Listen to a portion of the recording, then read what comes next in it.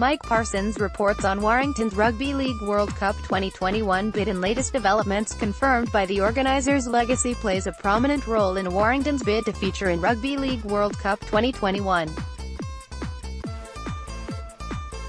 The town's hosting of Samoa, staging of 2 games and built-in activity during the tournament of 5 years ago were hailed a huge success by the event's chiefs, a £3 million economic impact being cited.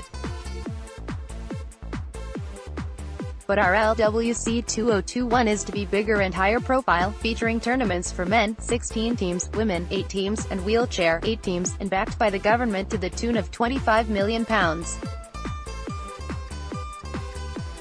Now, leading figures from Warrington's business, culture, sporting and voluntary sectors are bidding to host 3 men's games, one of the competing nations' squads, as well as the women's final. Warrington's bid group is tapping into the importance being placed by organisers on the event's legacy.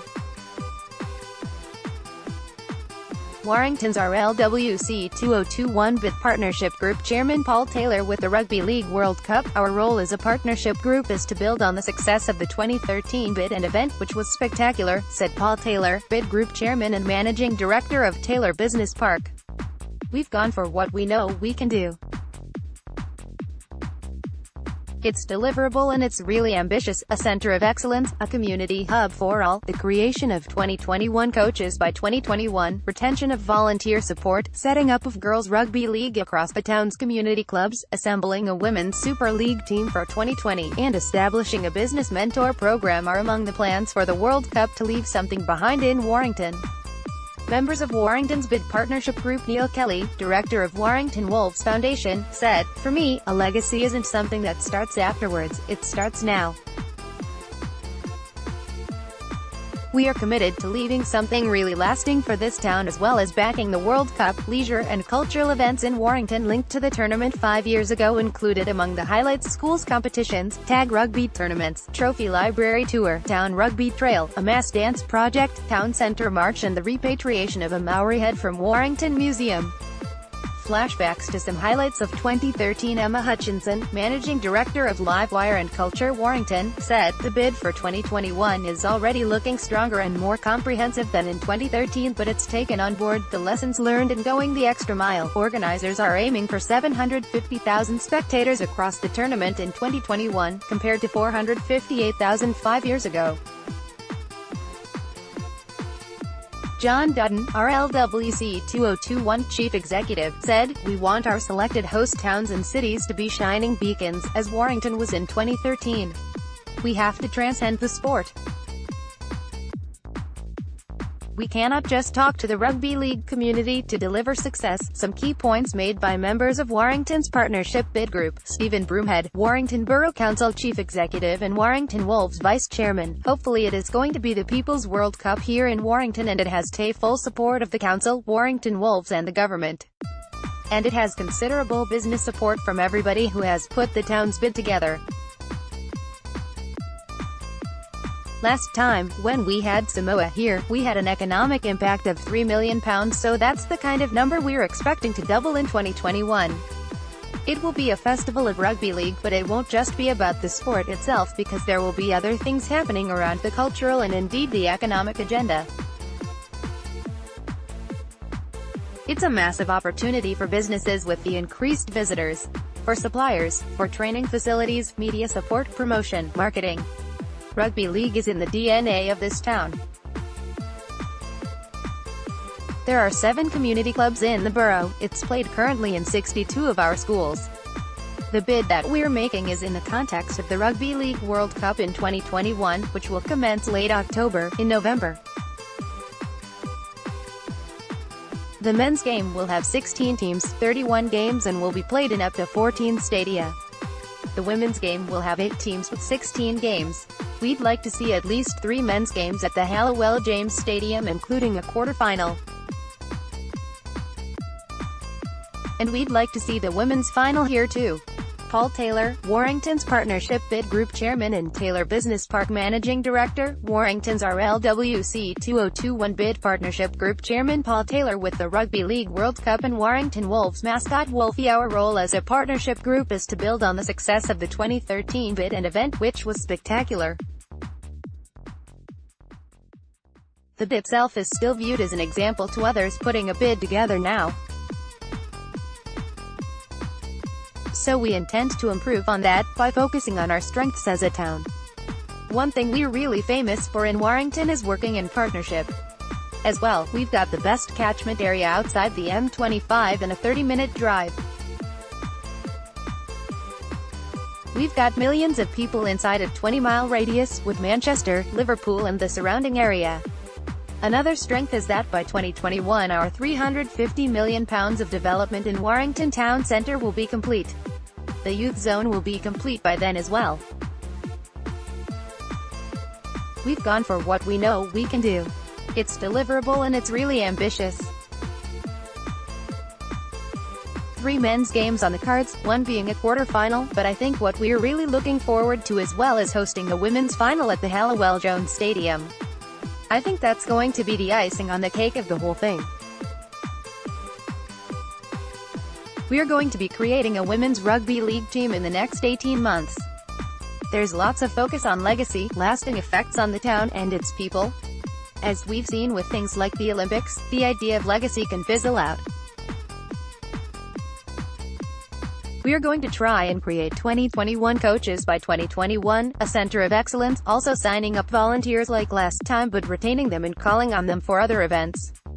Carl Fitzpatrick, Warrington Wolves Chief Executive. The best World Cup experience I had was probably in 2009 when I played in the World Cup, representing Ireland. What an experience that was. Memories that last a lifetime. We were paired with Samoa and Tonga in what was nicknamed the Group of Death. We made our way through and reached the semi-final, where we got beat by Fiji, who were inspired by a young Jared Hayne. Looking ahead at the 2021 World Cup, what a fantastic opportunity it is going to be for the town.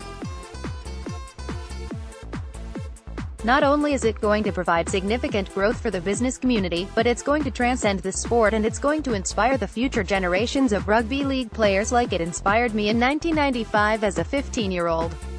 Not only that, it's going to provide a global platform to showcase everything that is fantastic about this town. We have 4 values at this club that underpins everything that we do: excellence, honesty, pride and respect. Those 4 values underpin this town, I believe, and also underpin this bid. Excellence, you're going to see the best players, in the best games, in the best atmosphere, in the best stadiums. Honesty, rugby league is the most honest and tough sport played by the most honest and tough men and women. Pride, Warrington is such a proud town. Born and bred in Wigan, I'm an adopted Warringtonian and been here since 2010. Warrington is such a proud town, an outstanding achiever, a shining beacon of the North. Respect, like we did in 2013 when we embraced the Samoan team and the Samoan culture, we will do so again in 2021 with our designated team. Emma Hutchinson, Managing Director of Livewire and Culture Warrington, we did a fantastic job of showcasing the town in 2013 and to get more local people involved in the sport and the events surrounding it, not only the leisure events but the breadth of cultural events that we delivered. It undoubtedly contributed to the local economy, but it also celebrated the strong community focus that we've got here in Warrington. It instilled civic pride in the town, and raised the awareness of the breadth of opportunities to engage in sport and cultural activities. But we are looking for a bigger and better bid to build on those successes of 2013 while also introducing new ideas. Legacy is going to be absolutely key. The bid for 2021 is already looking stronger and more comprehensive than in 2013, but it's taken on board the lessons learned in going the extra mile. Some of the more successful events and activities from last time have been booked again, because they do still exist as legacy from 2013. But we've viewed those projects reaching more people and exceeding what they achieved in 2013, which is no easy task. there are still a small number of projects existing today that we can carry through to 2021. For me, Livewire will use the Rugby League World Cup 2021 as a hook to engage new participants in sport and physical activity, and not just in rugby league. Plus, use the tournament as a platform to promote healthy lifestyle services and engage people in those. And to bring new readers and learners into the library service, hopefully creating a legacy of happy and healthy residents, having a real impact on their well-being. On the culture side, this will provide an opportunity to shout about our pride and heritage, and also to present Warrington as a tourist destination. Neil Kelly, director of Warrington Wolves Foundation, it gives us another chance to engage with all of our community about the passion, pride and honesty of our game, and to showcase it. The 2013 Rugby League World Cup did leave us with some really good legacy, and we built on it. 2% of participation rates rose between our 7 community clubs, so that means more under 7s, 8s and 9-year-old teams. Right across the board we've got age groups, which will provide the Warrington Wolves team with players for the future that come from our town. For me, a legacy isn't something that starts afterwards, it starts now. There's a big program now where we are trying to look at a community hub, which isn't just for rugby league but for everybody to be included. We've already started the Disability Rugby League program, that's physical, learning and wheelchair.